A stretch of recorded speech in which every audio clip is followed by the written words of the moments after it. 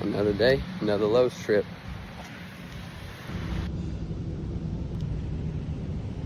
Alright, so I got 2 thinner boards and 2 thicker boards. I'll probably use 2 for one project and 2 for the other, but just so I can have extra. And that's all we need today. I need more tools, but we're not gonna worry about that today, because we're not gonna spend that much money. Okay, so we're back. Got all the wood. About to get started. I'm gonna do a cross design today with some sun rays and clouds and smoke kind of encompassing it all. And I'm gonna make it really like just a decoration piece. I'm probably gonna hang it in my bay at the shop. So I'm gonna keep it sort of the style that I like to do my tattoos, or a lot of my tattoos anyway. Just keep it sort of dark, traditional, but just a nice cross. So step 1, as per usual with pretty much everything that you're going to be doing. Step 1 is always just to get a drawing, get a design ready. If you are just going into making a piece of art, whether it be a tattoo, a mural, a wood cutting design like we're about to do, whatever you're doing, if you go into it blindly, don't get me wrong, a lot of artists are really good at just going into it and just seeing what happens. And usually, you know, there's some guys that are incredibly good at that, and the outcome is always incredible. But really, like, if you see like people doing murals and like window art and just the majority of art in general, they have a finished product, at least a drawing, of what the ending result should look like.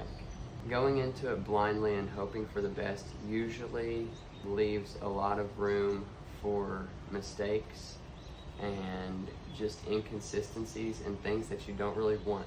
Whenever I have a piece that's already made, I have a drawing that I can look at while I'm making the actual piece and make sure that everything is in coordination with each other. Those are my best pieces of art.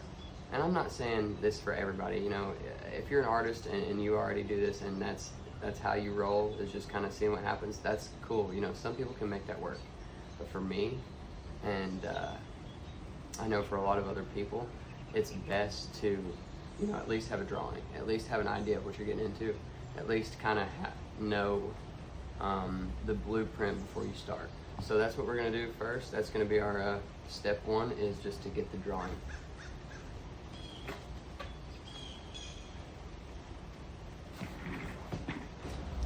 Okay, so here's the design. Threw my tag in there. And just having this rounded off edge, I think is gonna be a lot easier. I can see how it gets really swirly and it's not super jagged. To be able to cut that out of the wood, that's gonna be an easier design to do.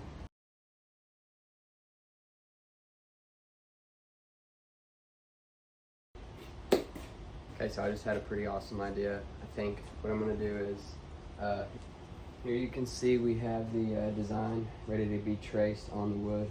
What I'm gonna do is, I'm gonna cut this out, or I'm gonna go ahead and draw this on, and then I'm gonna cut it out.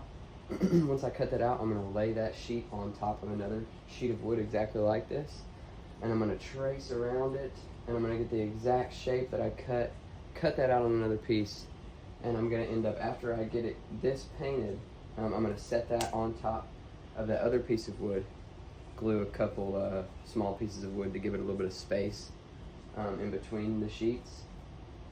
And then I'm gonna add, I just got LED strips on the way. I'm gonna add some LEDs in between there.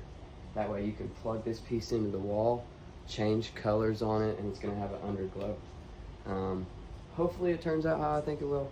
I think we should be okay. So let's just give it our best.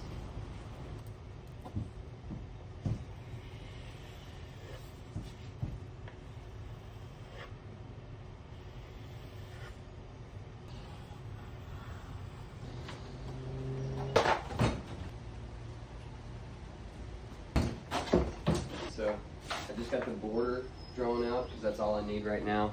After I get this cut out, I'll get the projector back on it and we'll get the inside details. I'm gonna go ahead and cut this, step whatever. Say what's up, dude. Say what's up, bro.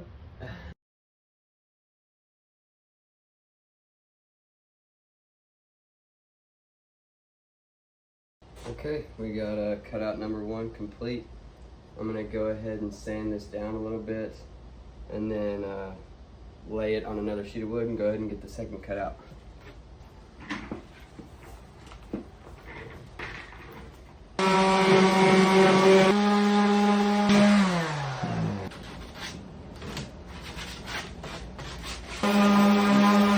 How do you go to? Oh yeah, you're good. Thank you. I appreciate it. Have a good day. You too.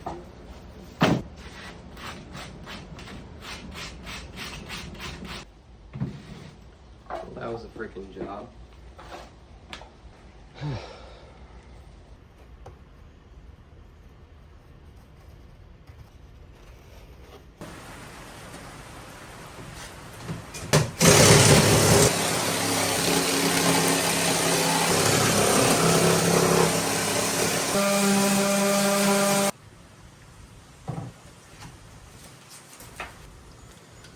Alright, now we got both of them cut out.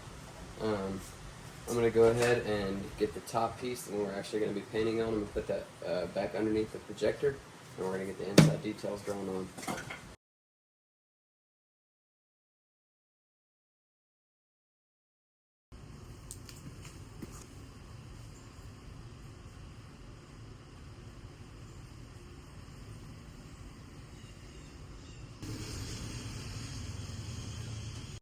Alright, we got all the details on. Here is the drawing, and it came out pretty nice. Ran everything right up against the border nicely. Yeah, this is definitely my cleanest one so far. Let's see if we can keep it going.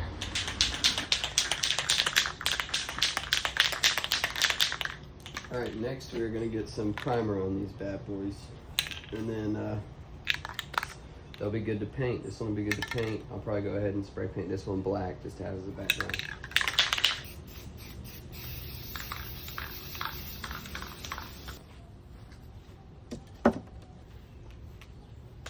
I'm going to hit it first with some black primer, and then the second coat I'm just going to hit it with regular black spray paint.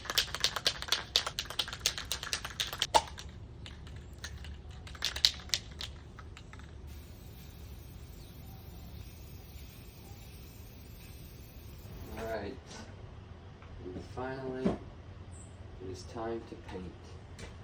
I got the background one drying right now. I'm going to go ahead and get started painting this.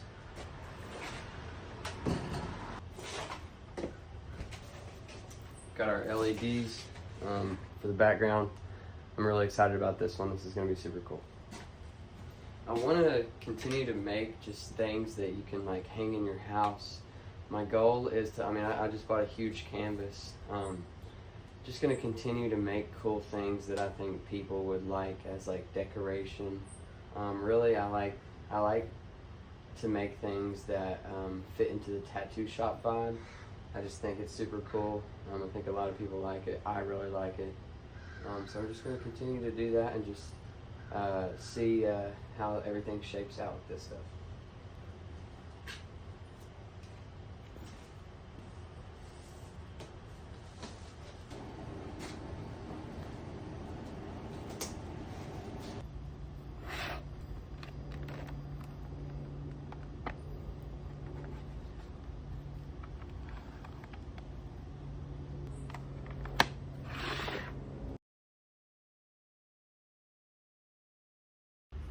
Now, since I don't have a gray in my airbrush paint, I've mixed a little metallic silver with some white and black, and I made it a little bit dark. So what I've done is I made another cup of more white, and I just dashed a little bit of this because I really like that metallic silver look in there too. I've dashed a little bit of this into my extra cup of white, and now we are getting something like this right here, and that's really what I'm going for.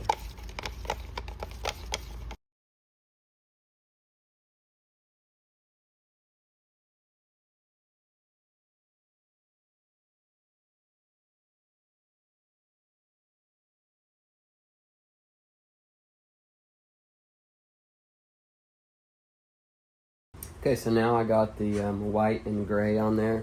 I'm gonna go ahead and tape off some of these sun rays so I can go back over them with white and really clean this up. And then I'll just have to do some black airbrush and then black lines, and then we can get it all together.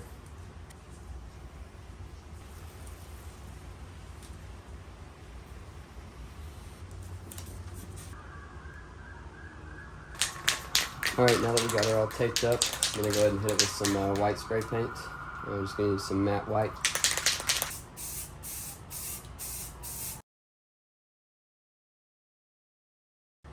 Okay, we got the tape pulled off of there. I'm gonna have to do some touch-ups, but overall, pretty good.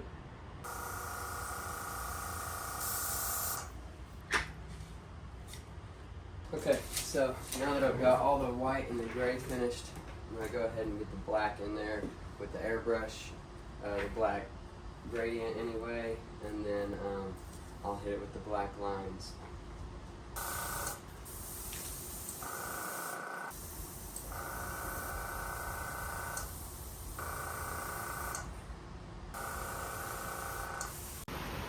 Alright, now she is ready to be lined out. Got all the paint on there, ready to go. All that's left is just to line it. And then obviously I'm going to put the lights and combine everything together.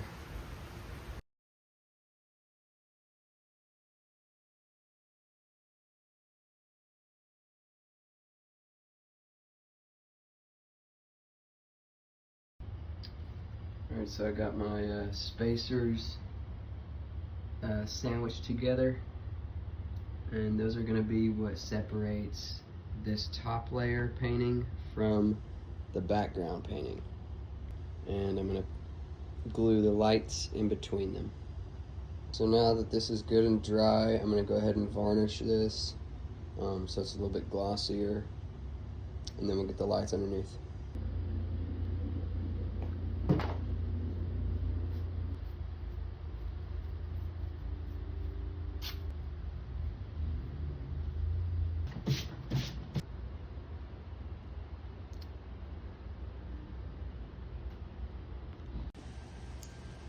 Alright, now we have got the clear coat on. I'm going to go ahead and get the spacers glued onto the backdrop, and then we're going to get the lights wired in there.